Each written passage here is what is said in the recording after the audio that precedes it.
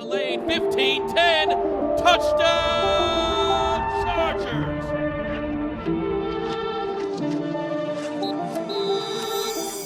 All right, welcome to another edition of Chargers Weekly, and this is sort of the beginning of free agency.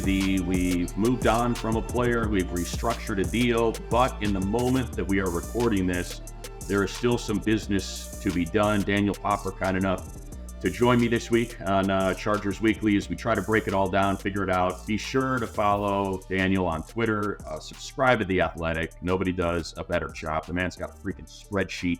He's projecting voidable years. If it's 2 voidable years, this is what our cap situation looks like. If it's 4, this is what it looks like. There is a color chart. There's red, there's green, there's yellow. It really is. He's the best. And there's a reason why people always get excited and have notifications set up anytime you post something. Daniel, so thanks for doing it, man. We appreciate it. Yeah, I appreciate the intro. So I come from a family of accountants. You guys all think that my spreadsheet is great. When I show it to my dad and my brother, they are appalled and they want to disown me. So I'm appreciative that everyone else loves the spreadsheet, because in the family, I make the worst spreadsheets of anybody. Listen, they can have their green glass shaded lamp and their visor and their pencils. And you've got a snowboard behind you, a hoodie, and you get to talk about football. So I think you're all right. You can take their derision, and you're still coming out ahead. Amen. So let's get into it. This is what I expected to be. And I think it's what I don't just say that because it's hindsight, but we've been talking about it on Chargers Weekly. I thought moving forward, the way Khalil played last year, how important he was to Thule, it felt like that there was something there that they could figure out. And obviously we've heard about Keenan repeatedly from everybody that's been hired of how important he is. So just level of surprise and maybe what you think is still to come, Daniel. Yeah, I think these were the natural first 2 steps. After moving on from Eric Kendricks, Mike, with the savings that they were going to get there with him coming off the injury, it just felt like a release was always going to happen there. They weren't going to have much leverage in a trade market to try and move him. A lot of teams were just going to wait him out and try and, get after him on the open market. So that one made sense. And then it felt like they were going to make a decision here between the 2 edge rushers as far as keeping one of them. And that was sort of what I heard coming out of the combine. It made sense. And like you said, Khalil was unbelievable last year, and you're trying to set a culture here. I think right. Performance is one thing, but you're also trying to shift things. And that was one of the big reasons why the Chargers went and traded for Khalil in the first place. They obviously felt like he had some good football left, but the way he works, his leadership, his experience, all of those different types of things, his play style, everything, people want to follow that, and it helps you really establish what your players do on a day-to-day basis. And so I think when you sort of pile all of that together, okay, he was great last year. Obviously the front office and Joe Hortiz and the coaching staff with Jim Harbaugh are, watching the tape from last year. You watch the tape last year, you see a guy that's still an elite edge rusher. And then I think those other sort of more intangible things of what he brings from a leadership standpoint to the locker room, it just makes sense to keep him around as you try and sort of reset this thing and build it into 24 and potentially beyond. Yeah, and I think, you got to keep somebody. That's the other thing. Yeah. This defense is bare. I mean, it is.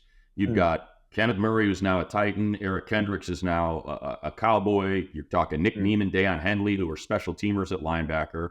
They've got 1 corner. I guess you can maybe say 2 since Ja played in the slot a little bit in Asante and Ja. They brought back Alohi. I thought that was likely to happen just because, again, they've got to completely restock this defense, Daniel. And I know you do a great job over, posting every day at The Athletic of, here's the top 10 free agents that make sense. And, man, it looks like there's no interior linemen for them to go out and get and sign. And I don't know how that all comes together when it comes to trying to piece this thing to be just average, right? Yeah. Butting up against average for Jesse Minter.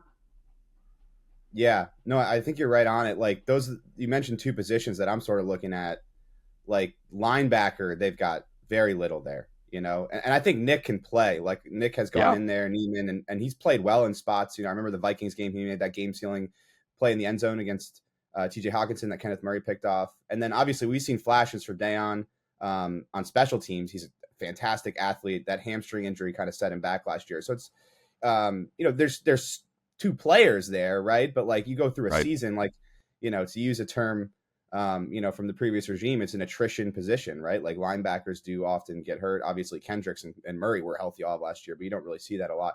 And then obviously the interior of the defensive line, Hortiz and Harbaugh have talked about building through the trenches. That obviously applies to offense. That also applies to defense, right? And you see what the Niners have been able to do in like 4 days, where they've completely turned over their defensive line, and gone out and traded for guys and signed guys, and who knows, they might not even be done yet. Like that's a team that builds through the trenches, builds through the defensive line and offensive line. And so like, how do you go about it? If they make more moves here and clear up more cap space, like maybe they can just take a bunch of dart tosses. Like I go back to sort of what Houston did early on in the Caserio era, where they're just signing, a bunch of guys on veteran minimum deals. And just like if 2 or 3 of those guys show up in training camp, all of a sudden you have some players and you can sort of make it work. Corner's another interesting position. I would throw Dean Leonard in there. I think he's got some capacity on the outside. I've seen him make plays. He's got some speed. He's got a little bit of length. That heel injury down the stretch, like I would have loved to see a little bit more out of him. Ja, you mentioned, but like I think they need a little more experience in the slot too. Like, I think they made a mistake last year. Like I think Ja has a future in the league. Like I think he can play in there, and he's a really good special teams player. But I think they made a mistake of not adding more experience in there, so they had a second option in the slot when it didn't work out for Asante in training camp and early on in the season. And then they, obviously, Ja struggled a bit. So like Arthur Maulet is a guy that is interesting to me, because he played in the defense last year, obviously different defensive coordinator, but he's going to be familiar with the scheme, and he played really well in the slot last year for the Ravens. Like, can you go get him on a cheap deal and potentially patchwork it at corner? But yeah, like at safety, I think getting Alohi back was enormous. Like there were 2 guys really, and you can tell me if you agree with this, Money, but I feel like there were 2 guys on defense that you could really rely on like week after week. And for me, it was Khalil and Alohi. Like those were the guys that were showing up and playing like disciplined, mistake-free football, and then giving you something in terms of getting the football, and for Khalil getting after the quarterback and that type of thing. So a lot of work to do defensively. I agree. And there's not a lot of pathways there. Like they're going to have to do really, really well in the draft this year to, put a contender together, if that's the plan.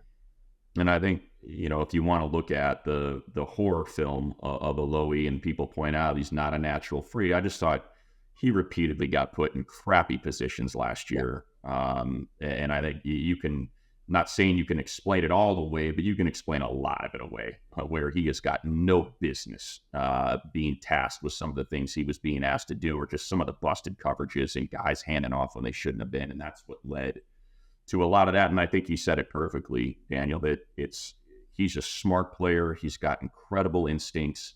And I'll take that over sheer athleticism any day. Just being able to, I think, you can point to kind of Kenneth Murray a little bit, right? Here's a guy that is built to play football. When you see him and you stand next to him, you're like, my God. And you can just see there's that tick that just, it's a beat slow. And that's what Alohi has. He's just so good at reading and reacting. And I think it was just 100% with you, a priority that they had to get him back.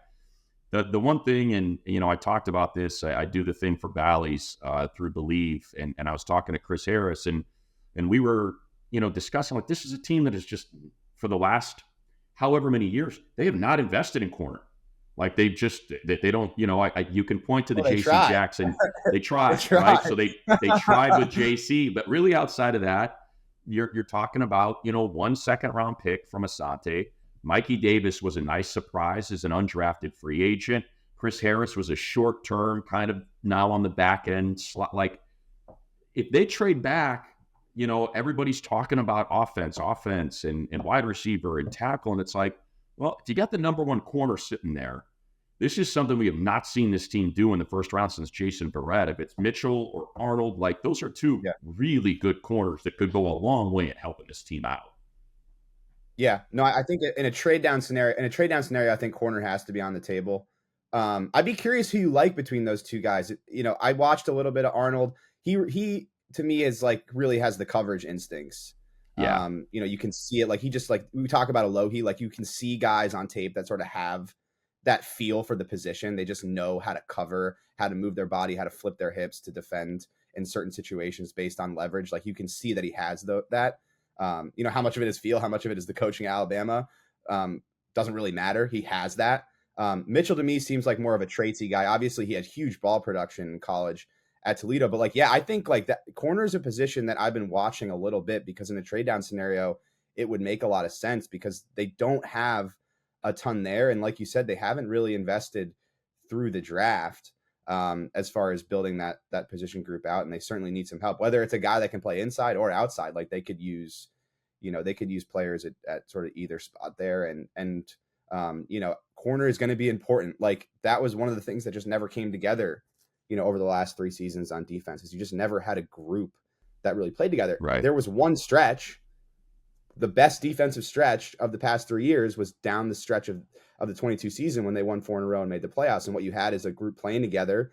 And what you had was a playbook that had been pared down and really fit into who was playing. And that's what guys talked about when it all sort of came together there.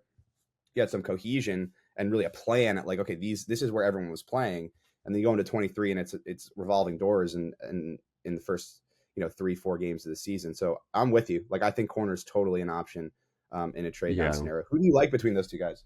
I like Arnold. I think, you can, I appreciate the traits. And he obviously, everybody I talked to that was at the Senior Bowl said that Mitchell was impressive and that they saw what they needed to see. But for me, it's not the 40. Look, those are important. Don't get me wrong. It's a position where the 40 is important and the explosives, the vert and the broad are important. But man, when you just watch him in those drills and how smooth he is, like that really jumped out to me. And plus, Alabama's got a track record. Nick just coaches defensive backs up, and I feel more comfortable with that in a first round situation. Like the interesting thing about corner is premium position, but you still find guys that come out of the second round, that come out of the third round. Like that rarely happens at tackle. Like it just, you almost never get the tackle that comes out of the second, third. Like it's a first round position. Same thing. Like I know, yes, you can find edge, Max Crosby and Turner. Like there are those guys, but like edge tends to be a first round position. And like, I'm becoming more and more enamored with Dallas. Like I really am starting to say, wow, like if you trade back and he's sitting there, the idea that you can pair he and Thule moving forward for the 10 years is also interesting. Like that's the thing about 5 is stick and pick. I think it might have been you that posted it, and I never quite thought about it in that context, but you always hear best player available, and nobody has done that more than the Ravens. Kyle Hamilton. Yeah, they actually do it. Right. Like they actually do it. So if they stick at 5, it's going to be wide receiver. I would have to believe that just the grades on Neighbors or Adunze or Harrison are higher than what they would have on Alt or.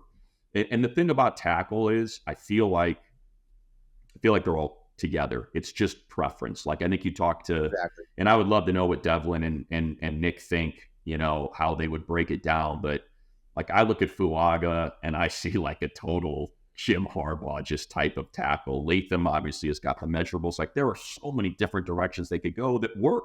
That's what's great. Like that's the tough part about it. Like, yes, this works on the line. We need to be more physical and run. Yes, this works. You need explosiveness. We have not had an explosive receiver with just incredible traits like you have with those 3. You need a corner. You need another edge. Like that's the tough part. That's what's so tough about that particular pick.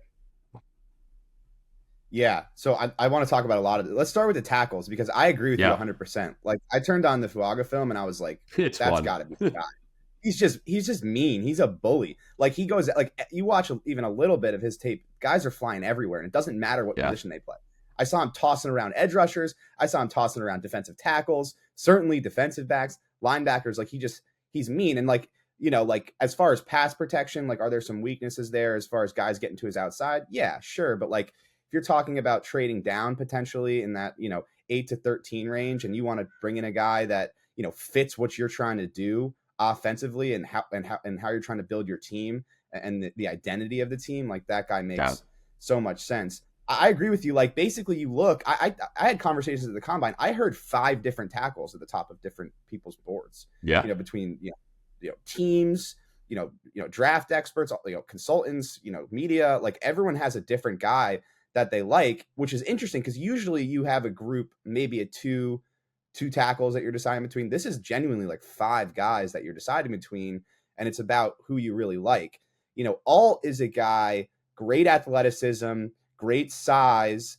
We talk about feel for the position at corner, right? This guy has a feel for the position at tackle. It's not always pretty, but he understands angles and he understands how to get his body in between a defender and a quarterback, or in between a defender and a running back, and to clear holes. And so it's a pick your poison situation.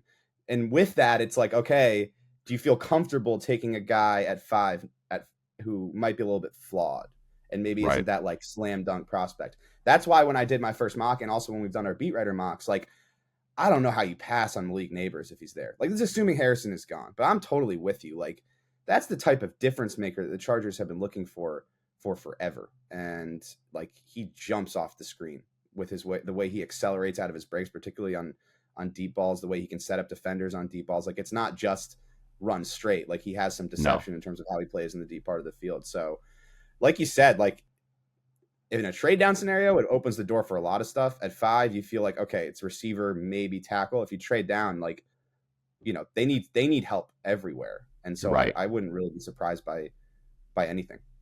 I think the outside of quarterback. Yeah, exactly. That would be surprising. I think in terms of like it's going to be a trade down. I just don't see how it's not, especially this free agent cycle further solidifies the premium on an elite wide receiver on a rookie contract. I mean, when Calvin Ridley has a down year and he's getting $92 million, and I believe Calvin's a 1. I love him. I love his game, and it was a weird situation, but still, $92 million. Like, so they're going to have, I think someone's going to look at either Neighbors or Odunze and say, let's go get him. And like, that's a lot of people. It's funny. Like, the one thing I take more incoming on than anything week after week is, look, do I have a little bit of a bias? Yeah, I do. I'm a West Coast guy, and I like Odunze, and I do believe in culture setters and culture changers. And I think, what Kalen DeBoer did at Washington was obviously predicated on Michael Penix, but I think Odunze was as important to that as Penix was at creating what they created at Washington. He is. I said this about Amon-Ra when kind of the Chargers I knew were in that middle round draft. And I was like, listen, I don't know anything about the measurables and what you're looking for, but I can tell you, my daughter was in high school when he was at Mater Dei, and when they were in those Bosco games, there was one guy. And it was jet sweeps, and it was at the running back position and in the red zone. That dude refused to let that team lose. And that's how I feel about Odunze. Like, when the chips are down, that guy comes up with something. And he's got a little mic to him in that way, especially ball winner exactly plays, right? Like, but just a superior athlete, like a Larry Fitzgerald. Like, that's what he reminds me of, is Larry Fitzgerald. Here is a gigantic receiver that has the explosiveness that you see the way he works his breaks. So, but look, I'm with you. Neighbors is incredible. And that's sort of the level of explosiveness that we haven't seen here. And so I want to make it clear, I have no problem if they draft the receiver at 5. I have no issue with that.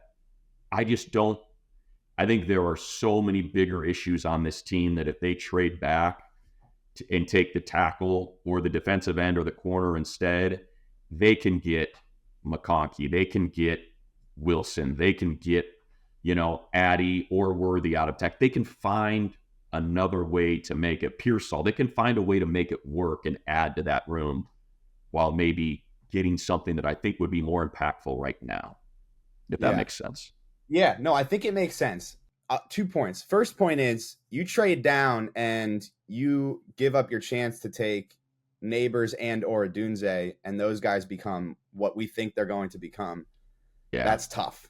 That's tough, especially coming from Baltimore, where, in Hortiz, where like best player available is what you do. That would be a little bit difficult. The other thing is, what are you asking for in return? Now, obviously, that depends on where you're trading down to. If it's 9, that's different than 11. That's different than with the Vikings. That's different than 13 with the Raiders. 9, obviously, being the Bears. The Bears would be the one trading up for the receiver. The other two are more if they're trying to trade up for a quarterback.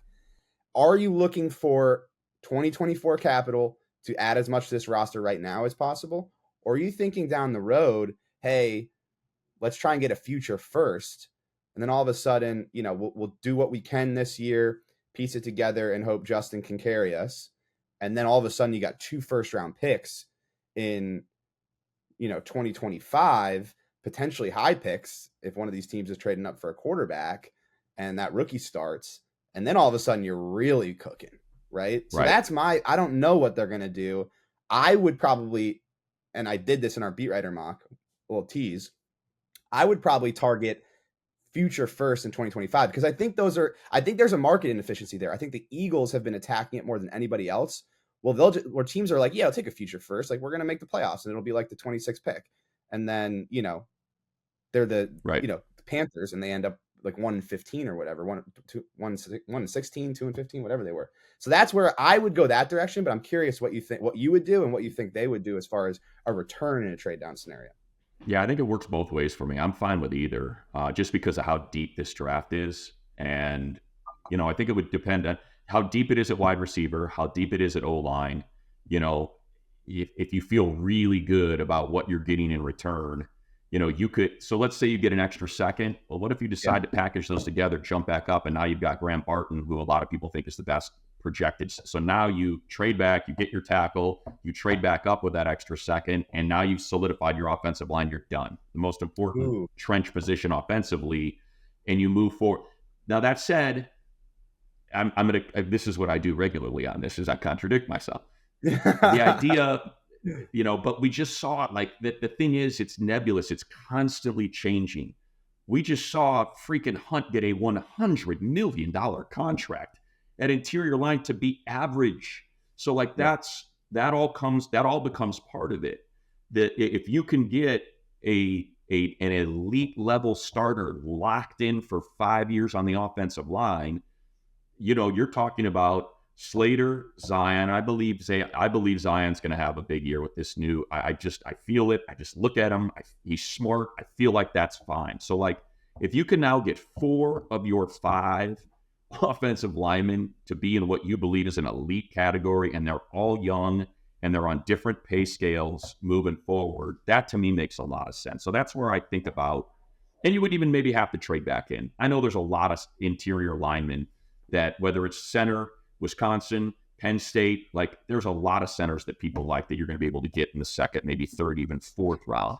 The one name that I've heard as and I'm going to, you could probably remember how to price it. Fatanu, the Washington tackle guard who's being projected middle of the round, the top interior lineman. Okay. Yeah.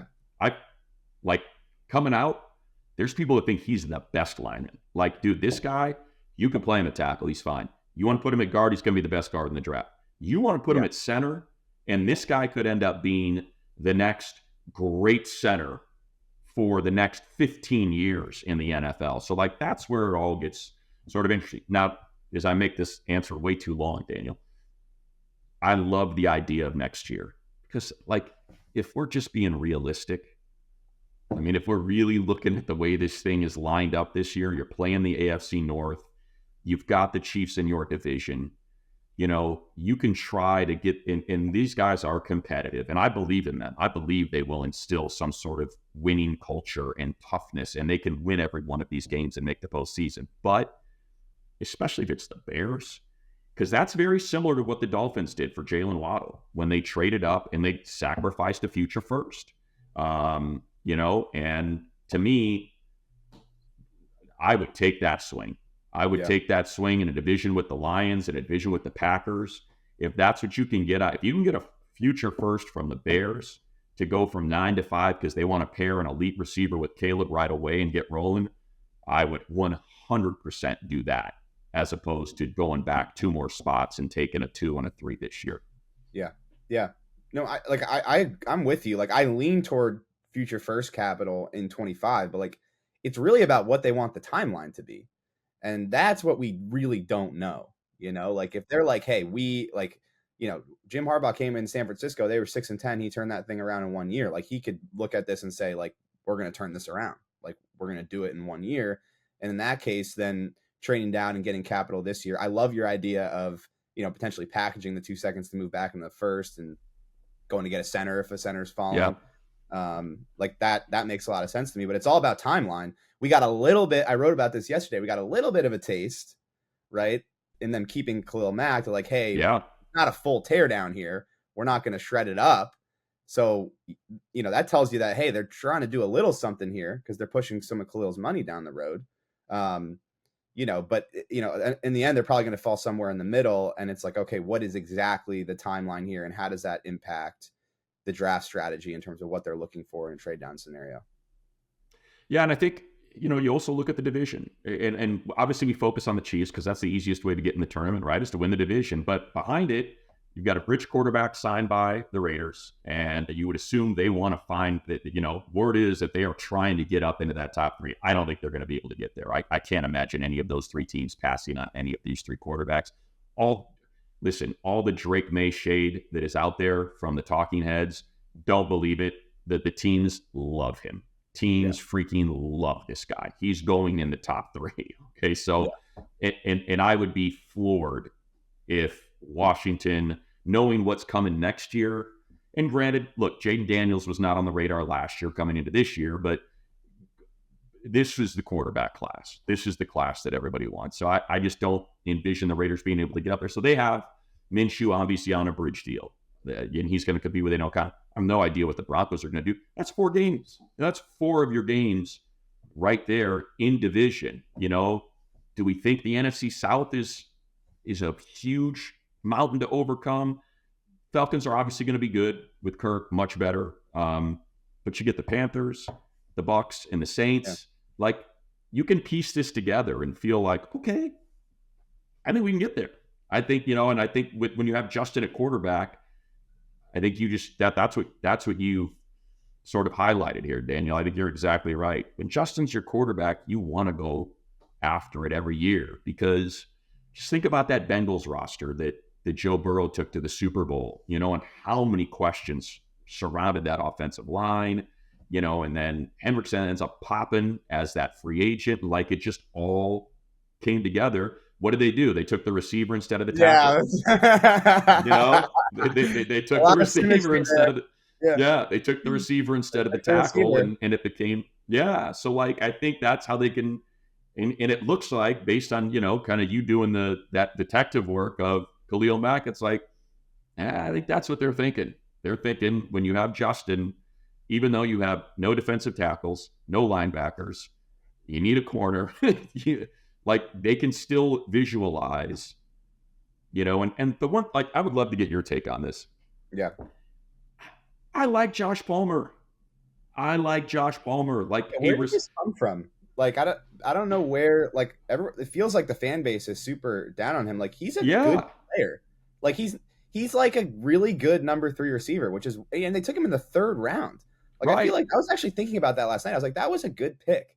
Like, he's a really consistent player. He doesn't really have a lot of weaknesses in his game. Like, he's a good route runner. He's got good hands. He's got good feel. He can, get to multiple areas of the field, short, intermediate, and even deep sometimes. Like, he's a good 3rd receiver. I don't know where it came from that everyone soured on him so much. The question mark in the receiving room is Quentin. What are they going to get out of him? I know that they're excited about, what he could be, right? Sanjay Lal, the receivers coach coming in from Seattle, you look at what he did with DK Metcalf. Yeah. Obviously different players, but you talk about molding tools into something tangible on the field. Like, I could see him taking a step. That's really the question mark. To me, like, I have a lot more faith in Josh Palmer to be a consistent performer than I do Quentin based on what I've seen. 100%. Yeah. 100%. And like, I brought this up last week. I said, the thing, show me a Harbaugh team that had a highlight wide receiver. There aren't any. There were none at Michigan.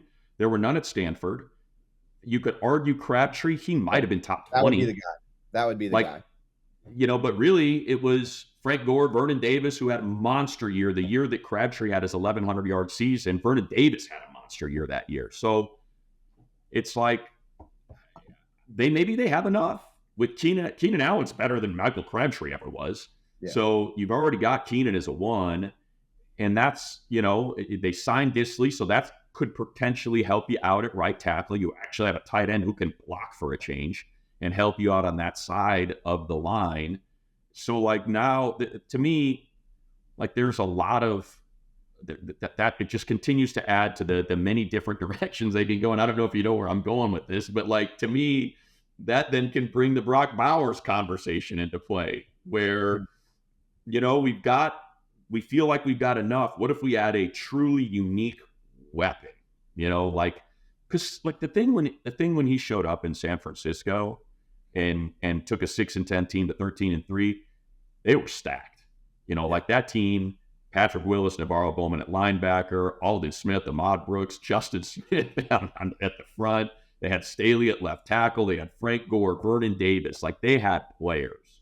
Mm-hmm. And so I think the idea of, do we have enough where we could really kind of drop this? I just don't know if Joe Hortiz wants his first round pick for the Chargers to be that kind of swing on a Brock Bowers. If you're going to pass up the receiver, are you?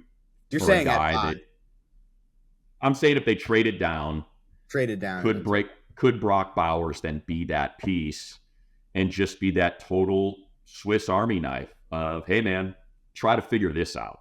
Try to the Travis Kelce, that sort of level. Because like people I think forget, Vernon Davis was a complete bust. You think about the meltdown that Mike Singletary had about him and I want guys coming off the field that aren't all nonchalant and like that whole rant. And what did Harbaugh do? He came in and he's like, you're incredible. We're going to feature you. And guy ends up having back-to-back monster seasons. He's a physical specimen, though. Vernon Davis. Like, that's at the University of Maryland, where he went, that's where I went to school. I mean, he still has every single weightlifting record. Like, he went to college like decades ago. So, listen, trade down scenario, like, sure, Brock Bowers should be available. Like I said, I wouldn't be surprised by anything. My issue is really positional value. If you take him at 5, he's got to be a top 5 player in the league by the end of the contract. And then people saying that you can get the surplus value on the second deal. In order to do that, he has to be Travis Kelce or Mark Andrews. He has to be your 1A passing option in the offense. And that's like there's just not a lot of margin for error. Now, if you take him at 9, 10, 11, now you're good. 8 to 13 range, the cap hit in the 4th year of the contract is around $6 million, which is like, okay, now you have to be a top 15 player. Top 17 player at the position. That to me is like, okay, I can see surplus value in that contract. The issue with me is all about, okay, how do you get the value out of it at 5 on the rookie deal so that when you pay him, you're not like, sinking value in both the rookie deal and the second contract. But like, I think people are high on it. Yeah, that applies also. I this is something I brought up too that people forget about is the gap between number 5 and number 9, and then the gap between number 5 and like number 12 is gigantic in terms money-wise. Of what money-wise. I mean, you are. So if you have, let's just say you're like, okay, we like all these tackles. This is our identity. Let's build out this line. If you've got, Fuaga and Fashanu and Alt and Latham, and they're all clumped together, absolutely trade down and don't hand over a whatever it is, $29 million, I think it's a $35 million contract. Yeah. Give out a $22 million contract instead and get a player that's got the same amount of grade. It just, the trade down scenario to me makes so much sense unless the grade on Neighbors and Adunze is so far ahead of everybody else that you can't ignore that gap, that it's just not worth it to take that drop. Yeah, agreed. So as far as offensive line, I wanted to go back to this. So let's say they trade down and they get Fuaga and they feel like he can play at right tackle, and then they're able to get a center in the second round, and maybe they signed, Bradley Bozeman or some sort of veteran center to compete there. Okay, so you feel like you have left tackle set with Rashawn, you have left guard set with Zion, and I agree with you. I think like with a different scheme and different coaching, I think he can be the player they expected him to be when they drafted him in the first round. You've got 2 guys competing at center. You've got 2 guys basically competing at right tackle with Trey and then your rookie in this scenario, Fuaga. What do you do at right guard? That's really like a big question.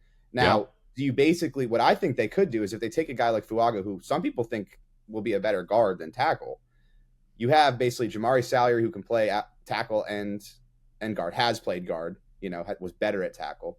You have Fuaga, who can play both spots. And then maybe you give, Trey Pipkins a look inside, and you have three guys sort of competing for those two spots. My question would be, what would you do at right guard? Because the offensive line is going to be really, really important. They got Gus Edwards. They feel like they got a pure runner there, downhill, physical. They finally got a blocking tight end after I've been writing about it ad nauseum for like 17 years.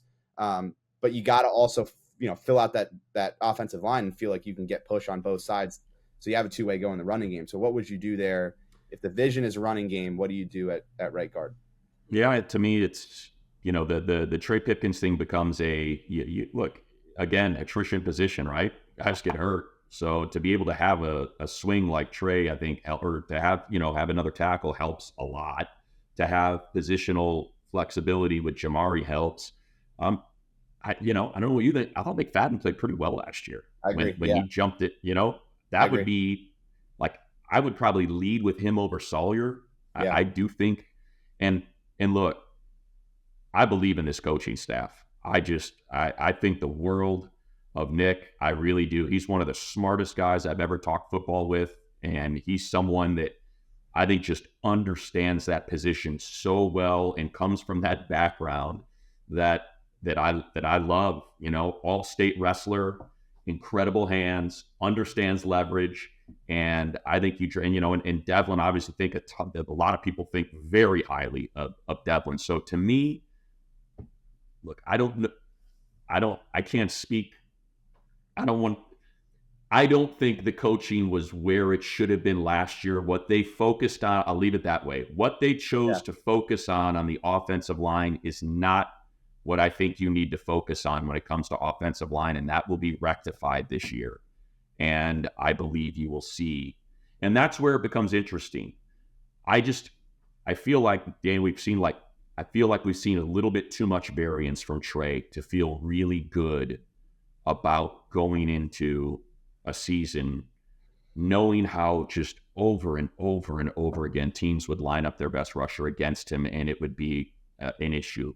Now, again, you said you've been ad nauseum asking for that blocking tight end to help out over there, get backs that can help pass pro, and help out over there and feel good about Rashawn. But to me, that's kind of where I come out. And maybe this particular staff is like, oh no, we're good with Trey. We can work with this. He's got enough, and we can work with this. But to me, that's where that right. Just to answer your left or right guard question, depending on where they want to put Zion moving forward, I thought McFadden looked pretty good. Yeah, I did. Yeah. I think they can work with that. Yeah, he was really good in the Broncos game. I watching that tape, I was like, okay, that guy can potentially play in the league there, which is a really good point. The other really good point is that we have no idea how much coaching is going to impact, all of these guys. And I think you said it well, so I'm not even going to try and explain it. I tried to. I think that was very deft in how you went about that. I think, I'll give it a spin. So I think in order, and I'll take what Greg Roman said at his introductory press conference with beat writers. In order to be a good running team, there has to be intention. And what he said is you actually have to call the runs. You got to do it, And I think there was some frustration among all the players involved in the run game that they would get away from it. And that was under both Joe Lombardi and Kellen Moore. And it was we got to get in a rhythm. The human element of this thing, I think, gets lost. It's if you're an offensive lineman, you want to get after people. And so, if there are a couple runs early in the game that don't hit, you got to stick with it because those guys want to get after people. And that's the vision. That's what these guys believe in, from Harbaugh to Roman.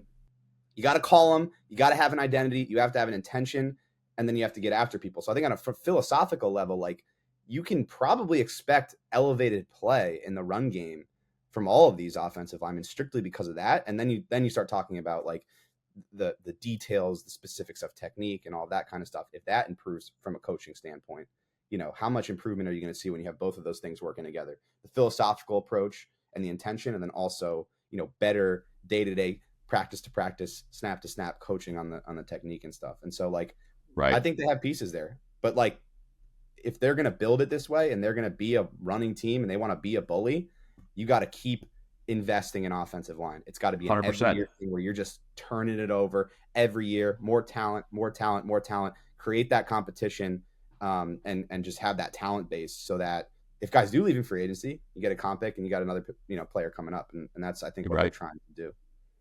I mean, to me, that's if this is what you're doing long term, you just said it. I think you think about what the Packers do every year when they draft a receiver, if not two, in the third and fourth round. Like every year, I draft a running back and I would draft an offensive lineman. Like that's that. Hey, rounds 3 through 6, 2 of those picks are going to be O lineman and running back. Like that to me is it just keep churning. And like you said, it's just you can let him walk, you get your comp pick, and here's the next guy we plug in because this is how we're going to play. And I think that's one thing about Roman is, he is, from what, my understanding is, he's someone who has been in control of everything. He is not just a play caller.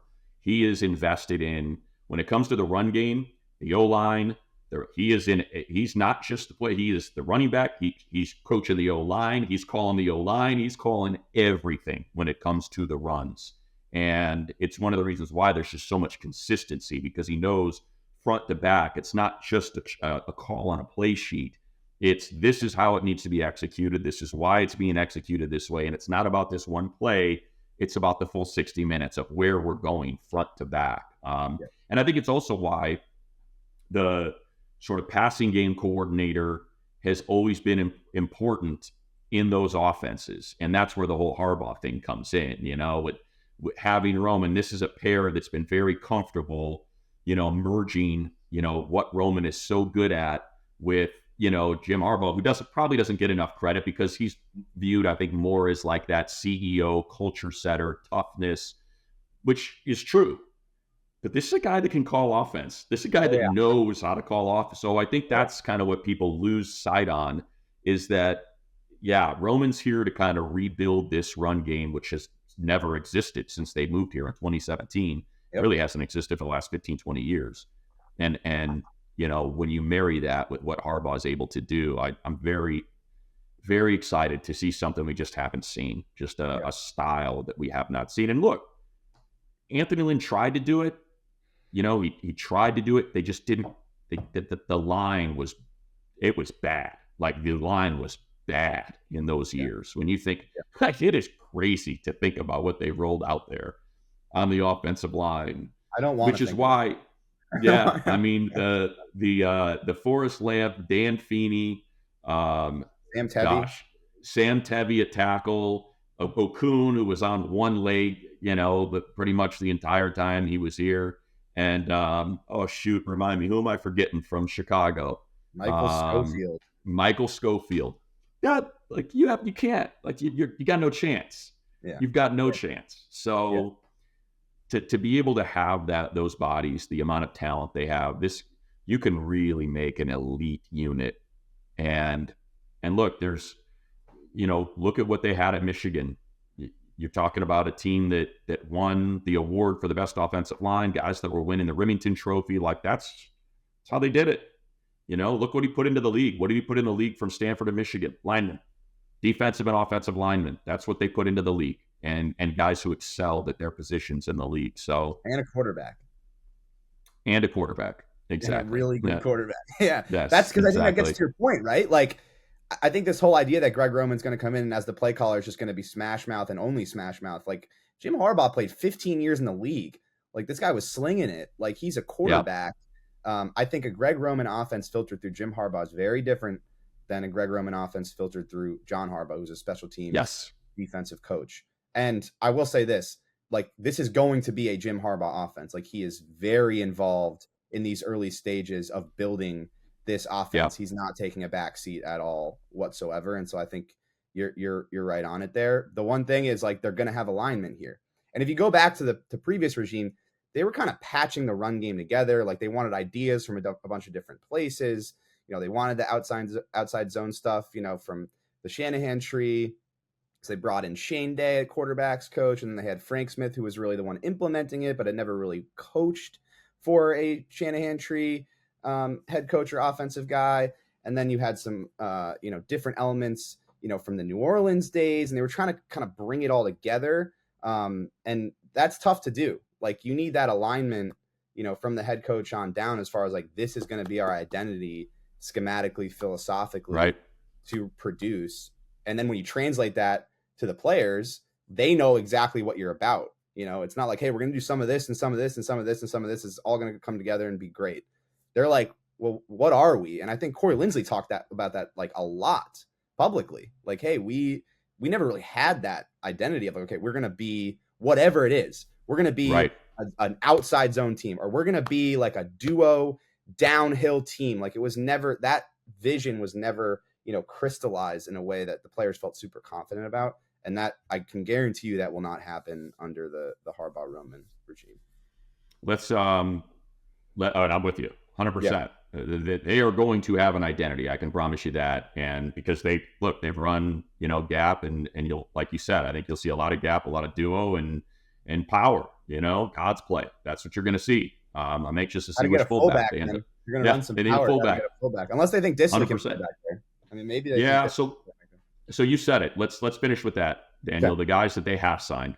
We did not dig into Gus Edwards. You kind of briefly mentioned Will Disley, but everybody had tracked, that connected those two dots. Gus Edwards makes too much sense. And I'm anxious to see if they maybe decide to get the other guy as well on a 1-year flyer coming off an injury. Just bring Dobbins over, because, man, I'm all in on that. Freaking There's so much upside there. Like, give him a vet minimum contract with like tons of incentives up to like that market level of $6 million.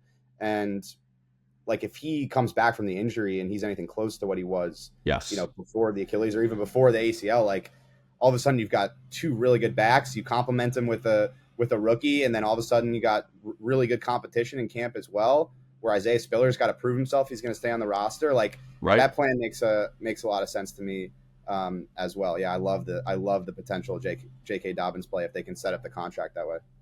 Yeah, but just getting Gus out here and actually having a legitimate big back who has shown can be productive in this league, something they haven't had. They have not had a back like this since they arrived in 2017. Yeah, like, I think we've talked about a lot of the issues with the running game that they're trying to fix. The one we haven't touched on is that, like, they just never had that pure runner. And they tried to find it, like that guy that's just downhill between the tackles that can play that type of bully style that you want in the run game. Eckler is a fantastic player, like, super dynamic, but the strength of his game was never as like a runner of the football. Like, he could do it, but where he brought value was as a pass catcher, being able to line up in different spots and then being, in my opinion, maybe the best angle route runner in the league. Joshua Kelly has some of those traits, but I just don't think he ever had sort of that natural feel of how to see the vision, how to hit holes. It just never felt really natural. And I think that was part of the reason he didn't take the step. Some of it is the other stuff we talked about between the blocking itself and the philosophy.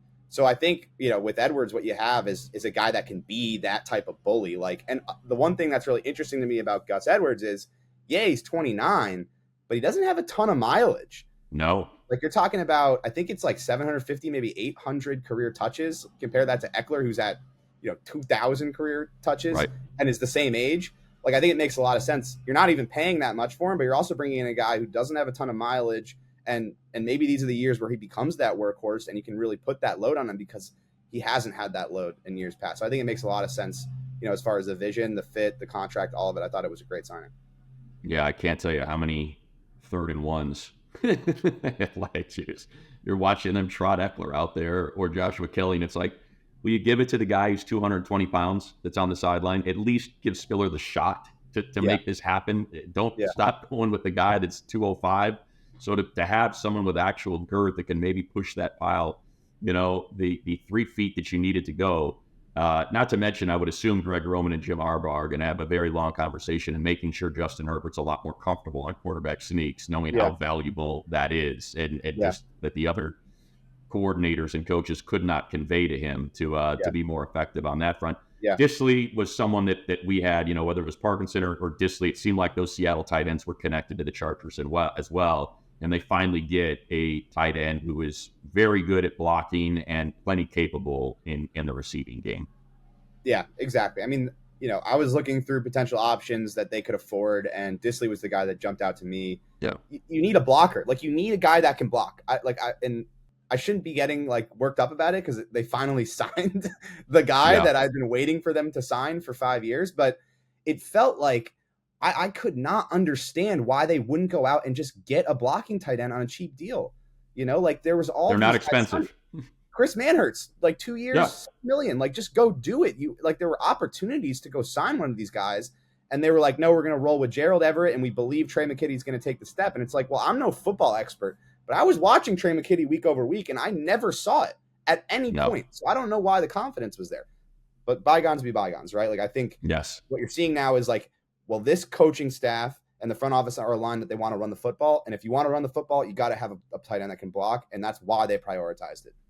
So you go out with limited cap space, you get a runner with the physicality that you're looking for, and you get a professional blocker at tight end. And like that to me is like, okay, this makes a lot of sense. You can see what the vision is. You can see what the process is. You can see what they want to do. They've said it publicly, and it's aligned with the moves that they're making. And I think it's a little bit of a change of pace from what we've seen in recent seasons from the organization.